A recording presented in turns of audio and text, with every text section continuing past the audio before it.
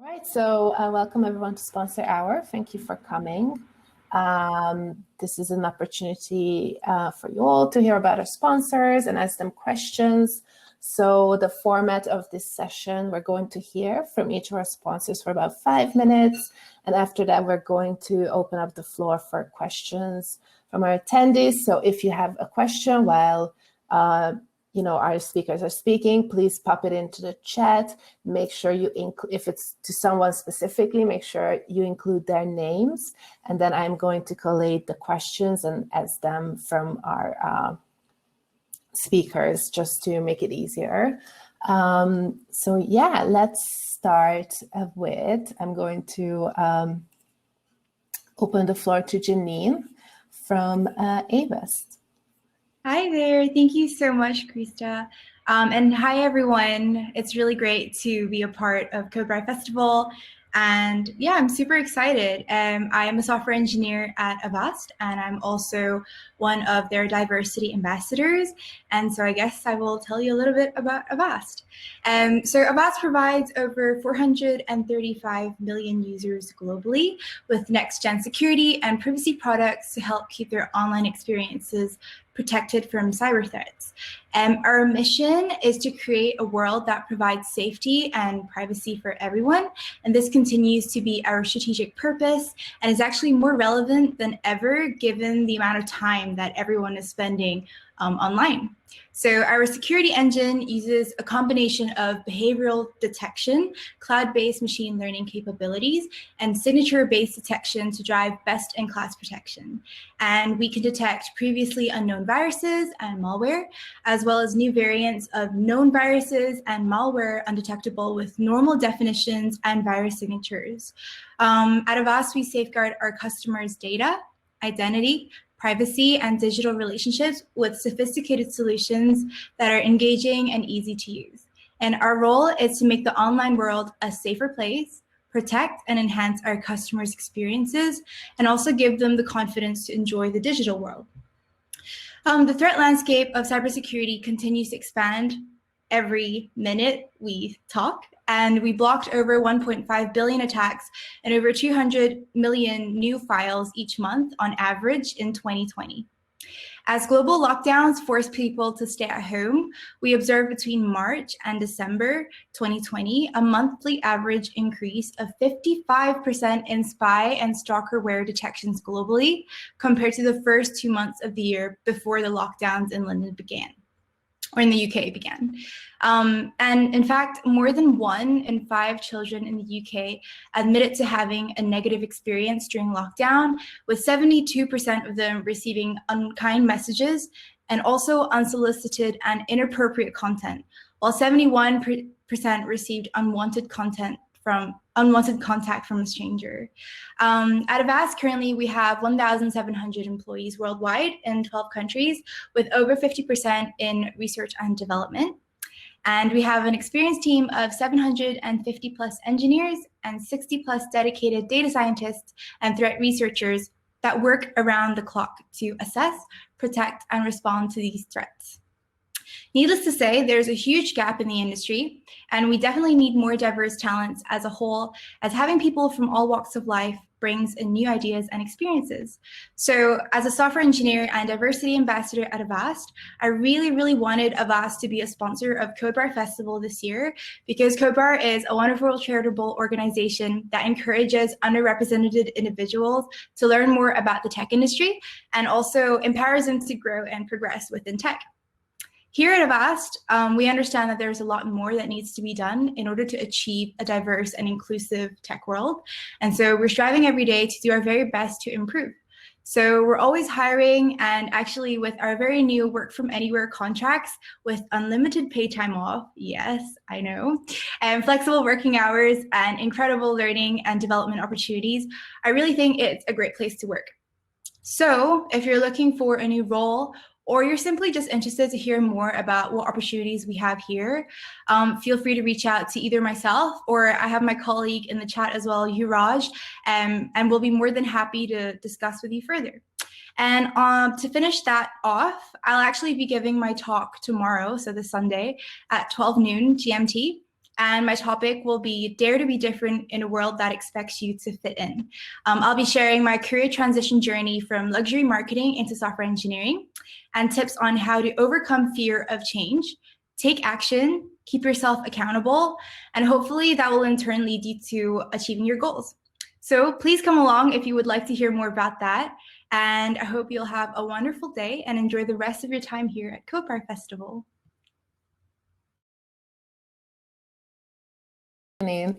Next up is David from Elastic. Hi, everybody. So I'm David Cordell. I'm a consulting engineer at Elastic. So Elastic, we are a distributed company, around 40 countries around the world. We're about 2,000 people. We are focused on search. You may not know our company, but you surely already have used our product. We are beyond the search on Wikipedia, on Uber, on Yelp, and much more. So we are here behind a lot of the search engine on the market. It's based on the technical level. It's based what we call the Elastic Stack, when the main component is Elasticsearch, and maybe you know Elasticsearch, or maybe you've crossed your path with Kibana, which is the interface that allows to see what's the data that are inside Elasticsearch. We've got three main solutions on top of that, which is around observability, which is another one is around security, and the last one is on enterprise search. But I don't want to, if you're interested, go to elastic.co, you will see everything around it. And there's a huge community around it because we're coming from the open source community. And you can participate to some event around your place. Right now it's on your laptop because we all closed. There was no real in-place event. And so yeah, you can be a committee, you can be a contributor if you want. There's really a lot of things. What I would like to talk more is how Elastic is helping on different fronts, like the diversity is from the source code, we call it at Elastic, where diversity is something that we care about, and that's why we are sponsoring codebar today. That's why I think maybe it helped me join Elastic a few years ago, because I was like still a codebar organizer at Barcelona, and maybe it helped me to join there. And when I start talking about codebar, everybody in Elastic, oh, it's really interesting. Let me help you, or let me participate. So that was where they think. And that's part of the culture of Elastic. So of course we are eyeing like everybody, I think, while there. So if you're interested too, you can get in touch with me or go to the elastic.co website. Thank you, David. Yeah, I forgot to mention that David is also on with codebar. So thanks for saying that. Next up is Irene from New Relic.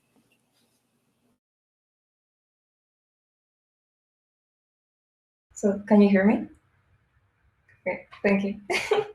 So hello, thank you for having me here. I'm Irene. You can also call me Irene. I don't really mind the pronunciation.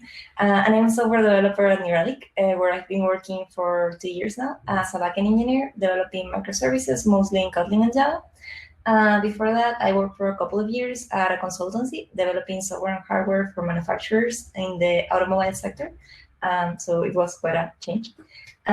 So I'm going to talk about New Relic. New Relic is an observability platform that offers performance and availability monitoring for any software component that you may have. So you can instrument everything and then use New Relic's visualizations and curated experiences to analyze, troubleshoot, and optimize your entire software stack. Like, what does that actually mean? Basically, if you develop a service, New Relic allows you to keep track of the key metrics, like the traffic you receive, the error rate, your response time, and how external calls you may contribute to it. But it also allows you to do more advanced analysis of like what your application is doing and how it's doing, because it allows you to enhance like the request to help you find strange bugs, understand why just like a 5% of requests are unexpectedly really low, like really slow, sorry. So like in my team right now, and we use it a lot for this type of troubleshooting. Like I have no idea what's going on, so then it's like I need to instrument more and I need to enrich them, and we kind of just offer those tools and try to kind of offer guidance on how you can better gain visibility on what you have, and that's basically it. We also have newrelic.org, which is our social impact team, and it partners with great organizations like codebar here. It is part of our commitment to creating a more equitable, just, and accessible tech sector. Relics around the world volunteer their time and talents to help students see themselves in tech careers, and we work with nonprofits globally through our Observability for Good and nonprofit customer program and our pro bono volunteer efforts. So we have like several initiatives going on inside. So that's it. So any questions, just let me know. Great, thank you. And finally, we have Lori from ThoughtWorks. My name is Lori King, and I'm a software developer at ThoughtWorks. What is ThoughtWorks? ThoughtWorks is a global consulting company. We have 48 offices in 17 countries. There are 8,000 ThoughtWorkers right now. A small fact: this is my first mentor was David, and at codebar, and it helped me get my start. It's my first developer job. I started in 2019, and it's coming up on 2 years now. ThoughtWorks is an amazing place to work. It is really committed to diversity and has been awarded the Anita B. Org's, one of the awards for the best places to work for women. It is also very supportive of codebar and other organizations and initiatives to diversify tech. A few weeks ago, I went to the recruitment office and I said, hey, there's this festival, would you be interested in sponsoring it? And they agreed to sponsor it. So ThoughtWorks it is involved in many industries because, as I said, is a consultancy company.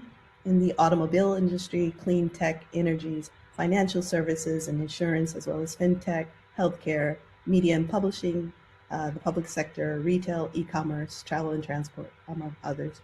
It also publishes the Tech Radar twice a year, which is where all of the developers come together twice a year and come up with the best technologies that they've used on some of their products and projects, and they publish a guide to what are technologies people should adapt or look forward to. And I actually use this in my personal learning journey. So what should I look at next? And I highly recommend it to anyone. ThoughtWorks has an amazing program called the Graduate Developer Program, which I started it, which it allows career changers or people without any experience to join the company. And you have a 5-week intensive training program. In the past, they sent us to India or China, and you work on a mock project where you learn agile skills and other technologies and how to work on a team. Currently, it's being done remotely because of COVID. So I highly encourage anyone who is interested, career changers, as well as people who are new, to go to the website because we're hiring, as well as senior developers because we're looking for a senior developer. Anyone who has a particular interest in infrastructure, we're looking for people who's interested in infrastructure. I really love ThoughtWorks, not just because it not only supports it, like the language of diversity and inclusion, it actively seeks people to come as you are and feel free to be you, so you don't have to pretend to be someone different at work than who you are in real life. It's very inclusive. We have a feedback culture, so even if someone may not have had experience with different diverse groups, one of the things that you come across, we try to make everyone comfortable and feel at home at the place. And so it's a really welcoming environment. Finally, one of the things that you get to do, because although this is only my second year as a developer, I've worked on 3 different projects. I worked in fintech, and I'm working in an e-commerce site. So it gives you this opportunity to get different experiences and different exposure to different tech stacks. So although it's only been 2 years, I've been doing so many different things. I've done functional programming, object-oriented programming, and the amount of growth that you can do. Worked on infrastructure, DevOps stuff. So it's a really exciting place to work. And if you have any questions, feel free to ping me here or ask me now, or later you can reach me on LinkedIn. Thank you. Thank you, Laurie. Yeah, that was great. So I'm going to open the floor to questions. So again, if you have any questions, please pop it in the chat. If it's to a specific person, make sure you mention their names so I know who to ask it from. We actually already had one question from Suze, and this is specifically for David, and she would love to know if Elastic are hiring at the architect, IC, or principal dev role level. Yes. Okay. That's yes. We as we are a distributed company from the start, we're not that good around recruiting a junior developer right now. We are working on it, but principal and all the upper level, there is no problem. I will just put the link of the website. I think right now we've got 150 open position. Okay. Let me know. I can do it. Yes. If you want to have a look at it, but yes. Okay. Yeah. I'm sure if you don't mind if Suze reaches out to you as well for any questions, or I'm just introducing you two pretty much. All right. We have another one for Laurie. From Anne-Marie, how is ThoughtWorks supporting individual personal development? ThoughtWorks has various ways of supporting us. First, we have this thing called sponsors, which are someone who's to help you with your journey, visualize where do you want to be, and you can go to them meeting monthly or as often as you want, but you're allowed to during the day, during working hours, to meet with your sponsor to help you out. They also have coaches that you can, if, for example, you're struggling with something, you can go to, we have a learning and development person, you can go to them and they can help assign you a coach who can help you upskill and give you support that way. As well as roles with, we're giving a personal development budget. We have access to Udemy Business, as well as other licenses for different programs like Pen Testers Lab. There are various ones, I can't remember them all. And we also have a lot of learning communities. For example, we have the AWS study groups. We have Afterworks, which is a program where people can give talks. Even if you're a beginner, you can give a talk on something that you're familiar with. It's a really supportive environment. One of the things that struck me about ThoughtWorks when I was visiting there is that there is an attitude of, not that I can't do something, it's I don't know how to do it yet. So there's you don't feel embarrassed or about your lack of knowledge of something, because there's always something new to learn, and there's always someone that is willing to help you. I'll give you an example. I went to a data scientist, a specialist in that, and I told her I was curious about it, and she gave me a list of resources and offered to meet with me to help me upskill in this area. So it's a really amazing place to work. Sounds great. I'm also going to open this question to the others, because I think it would be interesting to hear how all the other companies help with personal development, and also how they support you if you're at the beginning of your career. So if Janine or anyone else has anything to add, from the perspective of your own companies. Yeah, sure. So I actually joined Avast also just under 2 years. And this was my very first tech job as a software engineer. Before that, I did a bachelor's degree in marketing and business development, and then pursued a coding bootcamp as well, which is how I got to where I am now. But at Avast, there are loads of options in terms of self-development. There's tons of budget that has really helped me in my learning during my entire time here. We do partner with O'Reilly Online University, so you can take courses there if you would like to. I've also been able to go to conferences abroad, which were paid by the company, which were really cool. It gave me the opportunity to meet with international people that I wouldn't have otherwise.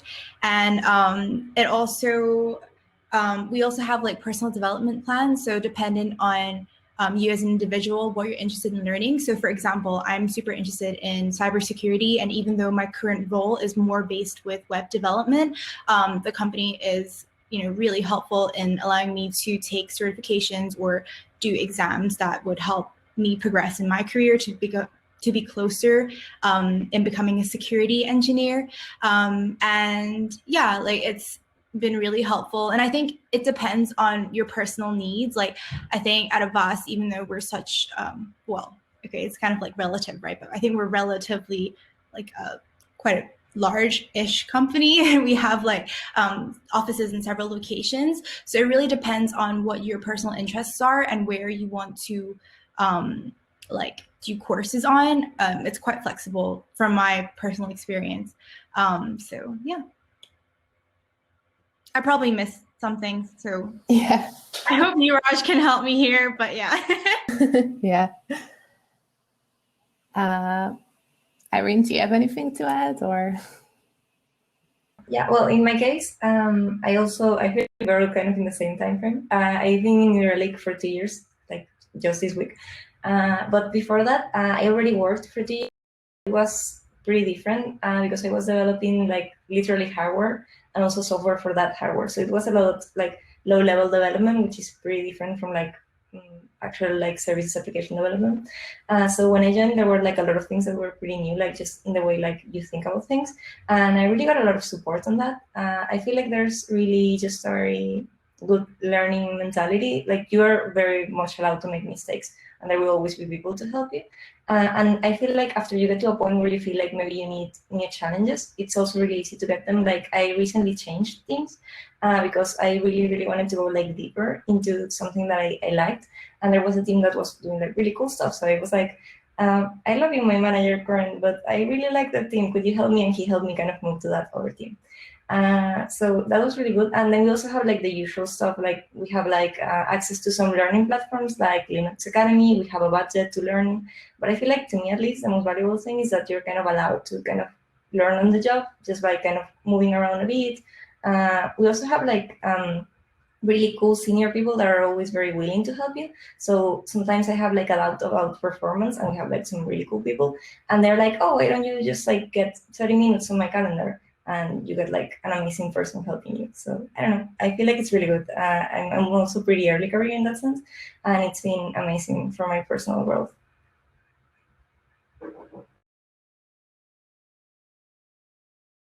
I always forget to unmute myself. If you have anything to add from the perspective of Elastic. Yes, so but more or less, I joined Elastic 2 years ago or something like that. I can't remember. It was before COVID. Everything is mixed up, and I did not know the product, and we have. I can speak about the department where I am, which is consulting, where we are helping the customer installing and configuring and troubleshooting and everything with the customer and with our product. And we've got a one-per period where we have, during 6 months, we are just learning, usually with or behind what we call shadowing another consultant, looking what they do, so that we can learn on the place. And afterwards, we've got some, I think we've got LinkedIn, but I'm not using it that much as resource, but of course, video conferences. I've got one mentor in New York that I meet regularly, and I can think that there's, I think most of the companies are there, the doors are open. If I ask help to anybody, unless they really don't have time, they will help us. I think that's a common part of all the successful companies right now, that we are all helping each other. We have the same goals, and we want to make everybody better. So that's the thing that happened at Elastic. Great.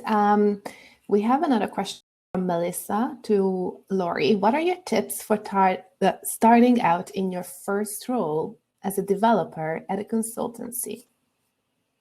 It actually has nothing to do with software. It is learn the product, because you are working to develop business value for a company. And so you need to learn about the product. Imagine you're working at a bank. You need to know everything about that bank and the banking app. You need to read their website, all their promotional material. You need to understand what is they trying to deliver to the customer. So this has nothing to do with like writing code. It's just understanding what is the problem you're trying to solve, not just the one ticket, but the entire ecosystem of that ticket. And always ask why. Yeah, I think that's applicable pretty much to starting anywhere. Like there is two sides to a job. Obviously, if you're a developer, one side is the code and understanding that, but almost most important is understanding the the business goals of the company and how you can contribute to that. So I think that's a really great advice that can be generalized pretty much to any role across stack. Great. Okay, let me see. Another one for Laurie. What did ThoughtWorks do to make you feel welcome and integrate you into existing teams when you first started? And I think this is a good question to ask of everyone. So feel free to jump in and answer. Yeah. Well, I think I've been on 3 teams, and usually you start with a buddy on your team who helps you set up the infrastructure, set up the tech stack on your machine. You can ask them questions, and they do the onboarding process. We also do a lot of team building activities because it's important for everyone to feel comfortable with each other. For my first project, I had an amazing tech lead. She was phenomenal, and she would walk me through the stories piece by piece so I could understand the thing. And I credit her with me continuing to stay at my job, because it was really hard for me, because like I said, I'm a career changer. So I was so overwhelmed on my first project, but that was probably the key to having a really good tech lead. And the community in general is very open, but on the project level, it's having a tech lead who's really committed to your growth that makes a big difference.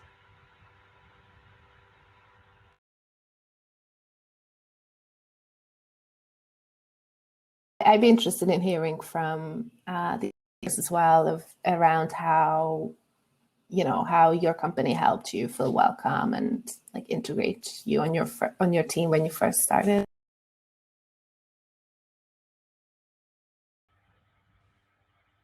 Okay, I guess I'll start. But yeah, like whenever I first joined my team, again, like what Laurie said, I had like the most incredible manager who really showed me the ropes to start off with, and he gave me the chance to work at Avast, even though I had 0 technical experience. Literally, just graduated from a boot camp, and then a week later I got the job and started working there. But I also think right now in my team, we do like coding dojos every week, and these have been so helpful because it helps with pair programming. We get to integrate really fun things that we learn outside of work into work, and just mess about a little bit with new things that we're learning. Another thing that I found really helped was we also have loads of social events within our team. So it allows you to get to know your teammates, not only in a work environment, but to connect with them through maybe like similar hobbies and things like that. And also last year, what I found really empowered me was whenever our company collaborated with University of Cambridge and did Hack Cambridge 2020. And usually as a junior developer, I kind of just like, I don't know, I wasn't really that confident. I'm usually a very extroverted and talkative person, as you can probably tell. But when it comes to coding, I always, and still do, have imposter syndrome. And so when it came to participating as a mentor at a hackathon, it was quite intimidating for me. But what really made me feel like part of the team was that whenever my manager asked me if I wanted to give a talk to students who were, studying computer science, and it was quite crazy to me, but it was having that trust and confidence from people who I work with that really made me feel like I'm a valuable part of the team. So yeah, and it's not just like a one-time event. It happens throughout every project that we work on. And if I ever feel like not sure about anything, again, as Laurie mentioned, it's a really nice environment to learn from, and a very safe environment as well to ask questions in. So yeah.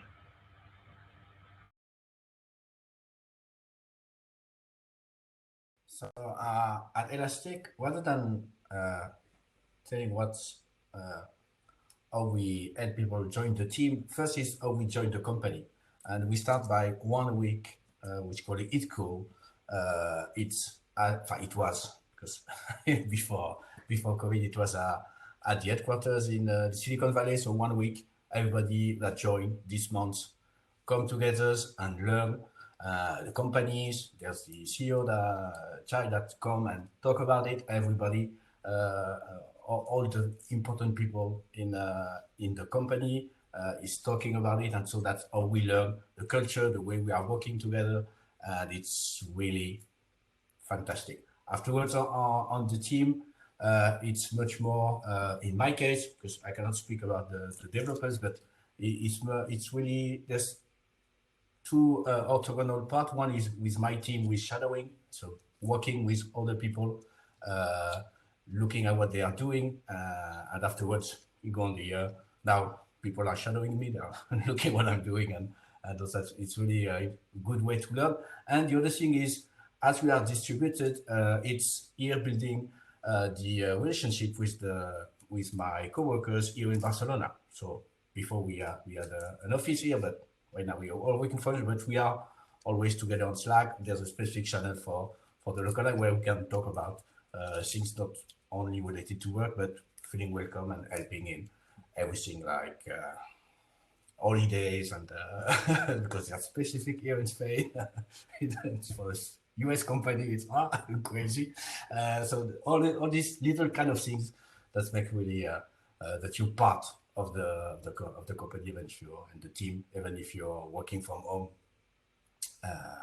today, but as we are working from home in a distributed company. Oh, in the case. Do you want to go ahead? Okay, sorry. Well, I mean, it's very similar to what you mentioned. I think, like we also have a buddy when I moved, like in my first team and in my new team, which really helps, especially like at first, because I was like really afraid of asking questions. Obviously, like the first week, like I want to seem smart, right? But no, I have this person that I can ask things, and it's just like he and me, and it was very nice. He really helped me so much. So I really like the buddy system. I've been buddies to some people, and it's also really fun to be like a buddy yourself, because it also makes you feel like I've like grown a lot. Like I can now help people like they help me.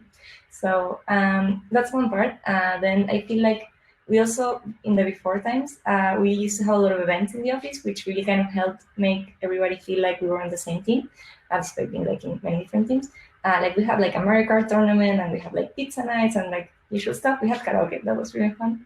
And after we started like with the COVID like remote working thing, in my team in specific, we kind of got organized and we started doing like Minecraft Fridays. So we would like just after work on Fridays, we would like, I don't know, join a Minecraft server and just play like for a couple of hours, which was really nice. And I don't know, I feel like there's kind of like this effort that everybody makes to kind of make you feel like really comfortable. So you can kind of have like a good relationship with your colleagues and then feel comfortable like just taking on challenges with them.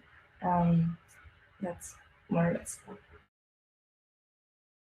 I could follow up because it's a similar thing. I think what Irene said is really important. Even though you might be new or a junior, you still have something you can teach someone else, right? So if you've been on the team for 1 month, someone else joins, they're newer than you are. And so you can help them with onboarding, and it also builds your confidence. For example, this happened recently. I got a new tech lead. She just joined the company. Her technological skills are miles away from mine. But what I could do was I could introduce her to other people who work at ThoughtWorks. So I arranged coffee dates, and we would meet with different people in the company. And that way she got to meet other people and feel more involved. And we built the community. And it's a small thing, but it's actually a larger thing, especially when we're all working from home.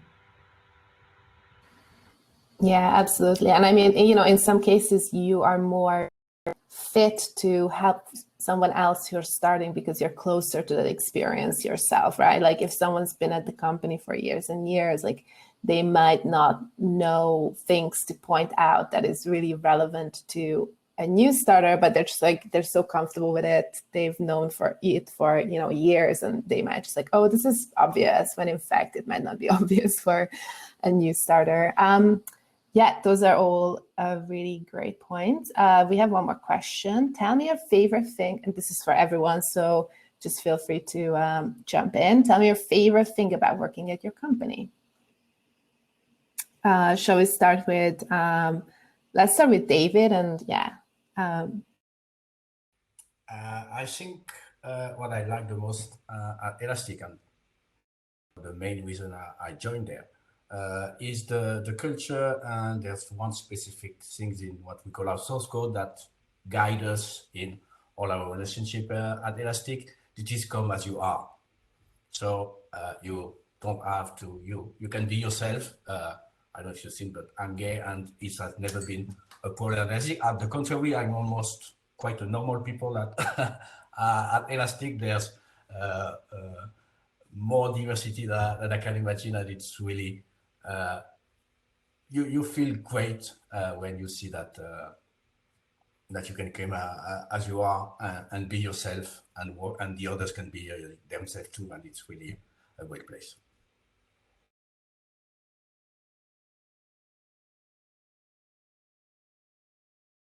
Do you want to next? So I don't know. For me, one thing that I really like, we have a blameless culture, and it's kind of really seriously enforced, and that has been really important for me because I'm usually very afraid of making mistakes that are really big. Like, I don't know, I'm gonna cause a severity incident and it's gonna really cause problems for everybody. I kind of think about those stuff a lot. So I feel like having that, just knowing that if I made a mistake, there were gonna be people helping me out. I just gotta own up to the fact that I made a mistake and search out help. And that has really helped me because it's allowed me to be I have no idea how to do this work. And I know that it's potentially dangerous, but I know that I will have people helping me. And if things go bad, they will know that I did my best. And I have actually made some mistakes that were kind of not great, but I've just been okay, I acknowledge that I make these mistakes, and then I find people to help me. And I feel like that's great. It's just allowed me to grow, I think, a lot faster than just making safe decisions. And it's just allowed me to take on risks. It's also great because even really smart and awesome people make mistakes, and you kind of see them and they feel bad because it's hey, I woke you up at 3 a.m. because I did something that was kind of not very smart, but nobody's blaming them, which is amazing. I don't know, I feel like it's just great.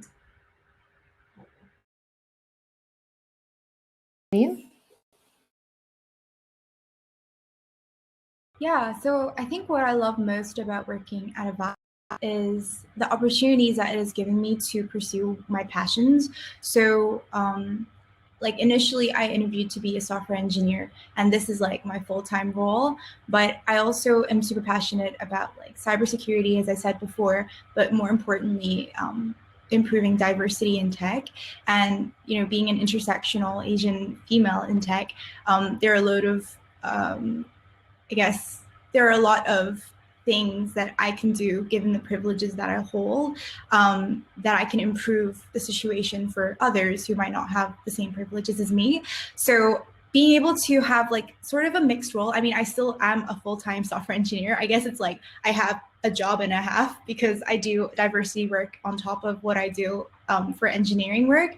And I just think it's really great because as a company, every single partnership or event or conference that I suggest to our companies, executive level, senior management kind of thing, they've never just said no. They've always considered what the potential opportunities of a certain partnership might bring. And it's just been so rewarding because I can see actual impact of the work that I'm doing. And it's just been so encouraging as well, knowing that there are people who are a lot higher up in terms of, well, I mean, we don't really have a very solid hierarchy kind of thing, but just knowing that people who have a lot more experience and are more senior than me, they're also very supportive in things that I feel passionate about. And in terms of security, it's super comfortable for me to just walk up to our CISO and ask her as my role model, what courses do you think would be cool for me to take? What direction do you think I should move towards, red team, blue team, purple team? If I want to learn more about ethical hacking, where can I find information about that? And I never feel I'm wasting her time. She's always super patient with me, and it just makes me feel really valued in the company, and it makes me feel what I'm doing has a purpose. So that's why I really love working at Avast. And thanks, Lori. Well, thank you. I agree with everything everyone said here. So to pick one thing would be really hard, but I'm going to go. So I have to say two. One is the feedback culture. So I can ask my teammates to give me feedback on what did they observe when we were pairing, so that I don't have to wonder. I don't have to wonder if they're thinking, oh my gosh, she's so horrible, because I know they're going to tell me, give me advice on things I can work on. The second thing is, I know you asked for one, but it's really important to me we have a flat hierarchy. So I have a curiosity about something. I wanted to do a kata in functional programming, the Mars rover kata, just as an exercise. So I met with the head of technology at ThoughtWorks and said, because I know he's into functional programming, and we had coffee and we talked about it. And that's just, it made me feel valued by the organization that he would take time out of his day to talk to me about these topics, even though it offers no business value, right? It's just a pet project I'm doing, but it was really important to me to feel included, and that's important to me. So I know I said more than one thing, but I'm really happy at ThoughtWorks. That's totally fine to say more than one thing.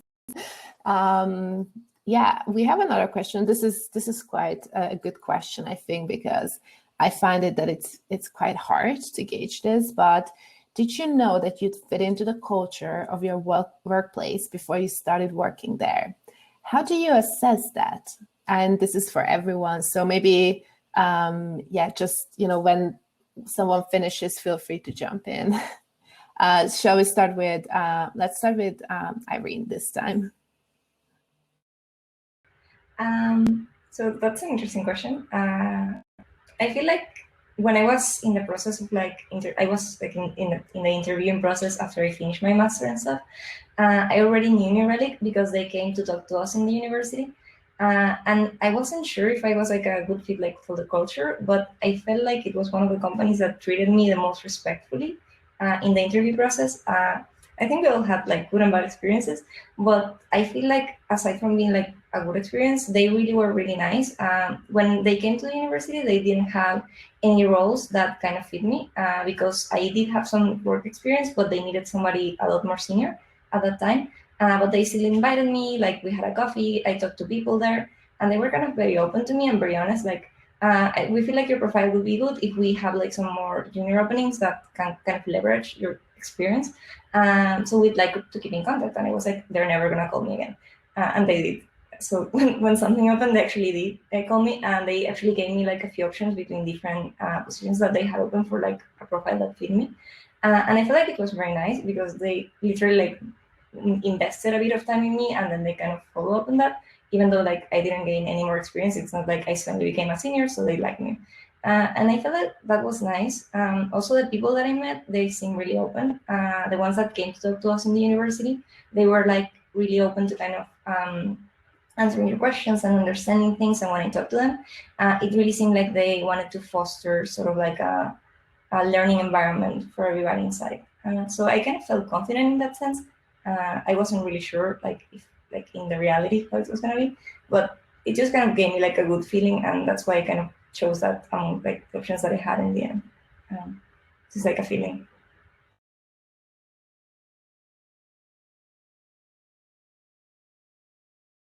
I will talk about my personal case.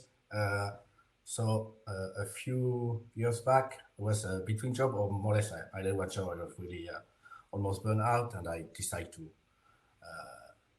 go where I wanted to go. For each job I apply, I really have a look at the company. I investigate what I could see on the website, what I could see on their medias.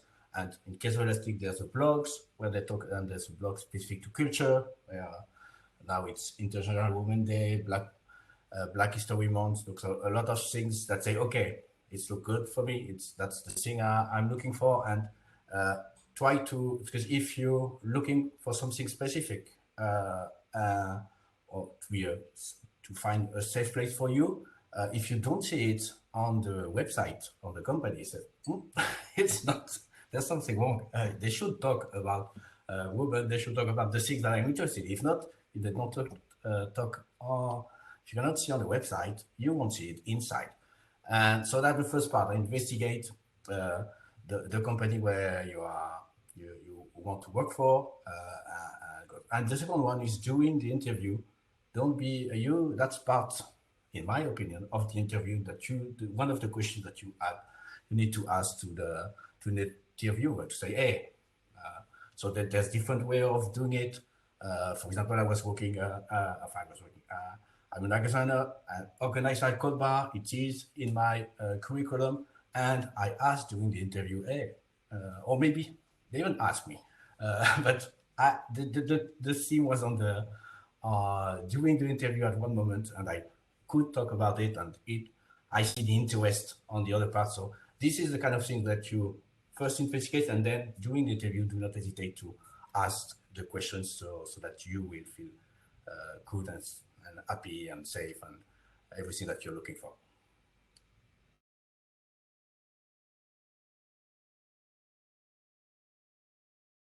Can go. Okay. One of the things that we can't do right now because we're in COVID times, but one thing you can do is when we go back to normal times, codebar is hosted by different tech companies, and generally you have a lot of developers more developers from that tech company working as mentors on those days than in average, and get to know those people. And if you feel comfortable and you feel like they're respecting you, that's a good sign. And I agree with David, check their website, see what they're involved in, get to know their people, and you kind of get a feeling of whether or not you could see yourself there, and go with your instinct, because if you feel uncomfortable or tense, there's probably something there that just would say maybe that you wouldn't feel normal in that place of work, and you should feel comfortable being yourself.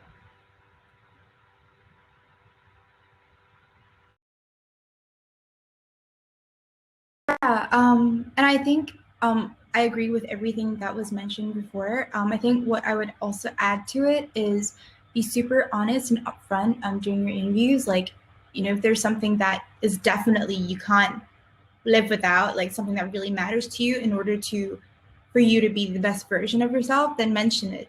For example, like I really wanted to make sure that we were able to do coding dojos and stuff. So I definitely checked with my manager during my interviews, what do you guys, or what do you do in order to make sure that everyone can collaborate together, learn new things. And I also think when it comes to culture, you have responsibility of building a company's culture as well. Culture is in every single one of us, and it shouldn't really be expected. Obviously, yes, you would want to work in a company that has a really great culture, but to be very honest with you, like Avast over the past 2 years has changed so much, not just because from a top-down perspective, but I think everyone took the responsibility to make change and to take initiatives to suggest change.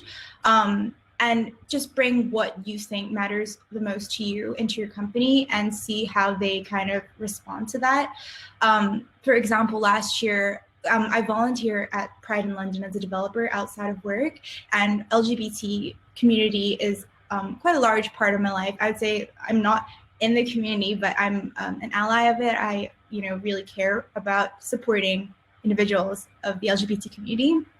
And so like, at Avast, we have our headquarters in the Czech Republic, and there are certain countries where we're based that aren't as progressive as London, the UK, or in the States, where we also have offices. And so it was a bit scary for me, but I suggested, why don't we do an all hands that's focused on raising awareness of transgenders, just so that people can get educated on that topic, just so that they can understand that, hey, this is a place where we are accepting and we want you to be part of our company. We want to show you that we care. And so although it was scary, I think by suggesting that, people were they responded so well to it. So culture is also a thing that you shouldn't just expect the company that you're applying for to be exactly how you want it to be. Obviously, this is like an extension of the question that you're asking, but I think you also hold the responsibility, depending on what you care for. Exactly, sharing is caring. To share what you know, right, to the company that you're joining. So, yeah. Oh, thanks, Eddie. Those are all very good answers. Yeah. Okay, we're gonna do one more question, and then at the end, we have about 8 minutes left. So if you have anything you want to mention or any links you would like to put into the chat, if there's like a specific role, or if you are specifically hiring juniors, please do mention that. But our last question is going to be, how has your company supported you during the pandemic? Let's start with Lori, and feel free to kind of jump in when the previous person stopped talking. Okay, one of the things that we have is it's a helpline. It's where we can access it. It's a phone line that we can call 24 hours a day, 7 days a week. Us or our family members can call to get support. And that's really important because these are really difficult times for everyone. So it's sort of a mental health support thing. Other than that, they've also given us some financial help to help with the increased electric bills. They've loaned us monitors, keyboards, and things like that, and given us some money to buy new chairs. And in general, I think from the top down, the management is really supportive. They reach out to us, different people reach out to us to make sure that people are doing okay.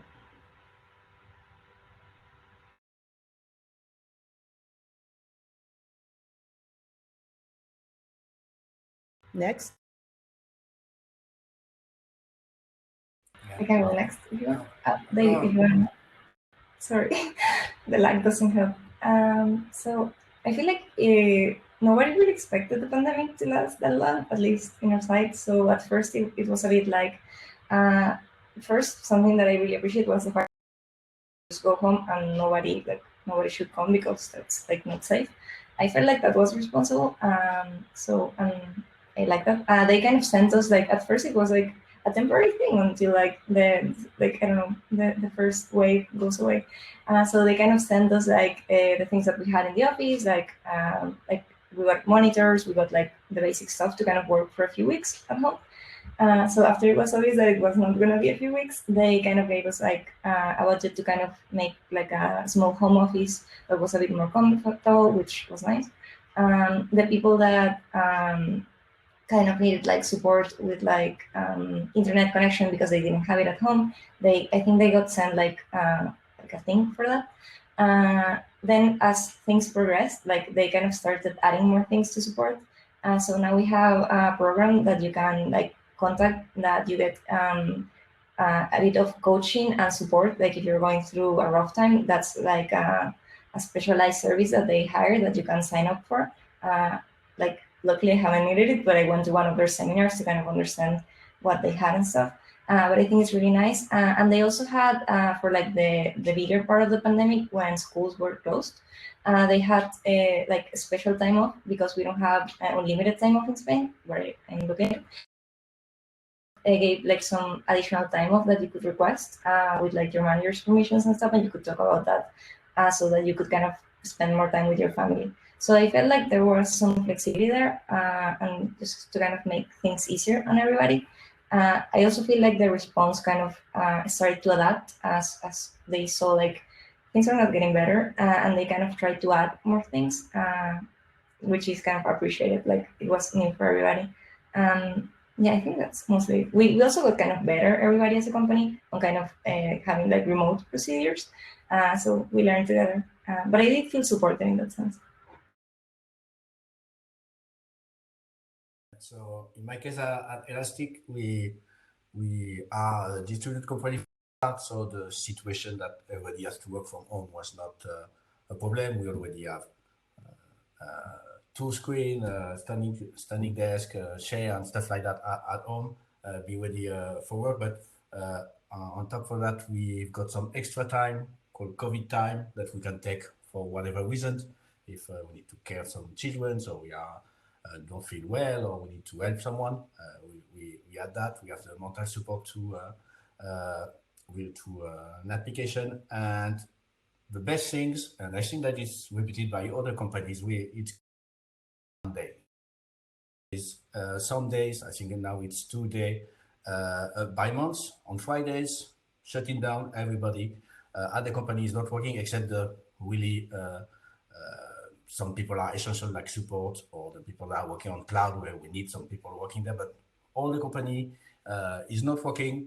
We can do whatever we want to get some energy up and be ready, because it's not easy to work like that. And the situation and this kind of works, for me, it changed a lot because I was used to travel a lot, and now I'm always Zoom with my customers. It's not the best like that. So we got this shut it down day, and all those companies are doing this. I think it's really one of the best things to refill your battery.